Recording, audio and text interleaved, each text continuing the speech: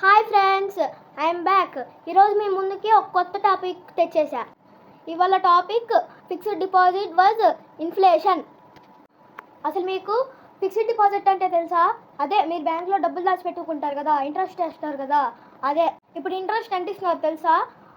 నాకు తెలిసింది మహా అంటే 6%, ముసలి వాళ్ళకైతే 7.5% ఇస్తున్నారు.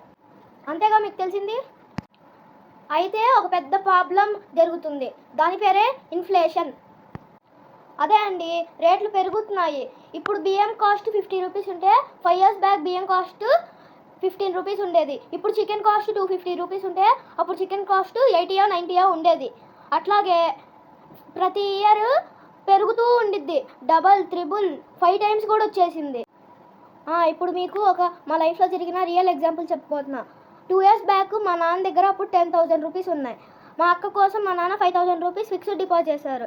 ఇంకో 5,000 ఏమో నేను మా అమ్మ పాల ప్యాకెట్ ఆడడానికి దానికంట ఇబ్బంది పడుతున్నానని అప్పుడు నాకు ఒక సైకిల్ కొనిచ్చాడు. దాని కాస్ట్ 5,000 రూపీస్. అదే ఇప్పుడు మా అక్కకి ఆ సైకిల్, అదే కంపెనీ, అదే సైకిల్, సేమ్ సైకిల్ మా అక్కకి కొందాం అనుకుంటే అది 15,000 ఉంది. అదే 2 years అప్పుడు 5,000.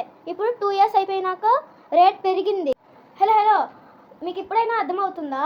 మా నాన్న 5,000 రూపీస్ ఫిక్స్డ్ డిపాజిట్ చేశాడు కదా, దాన్నే ఇప్పుడు ఇంట్రెస్ట్ కింద క్యాలిక్యులేట్ చేద్దాం.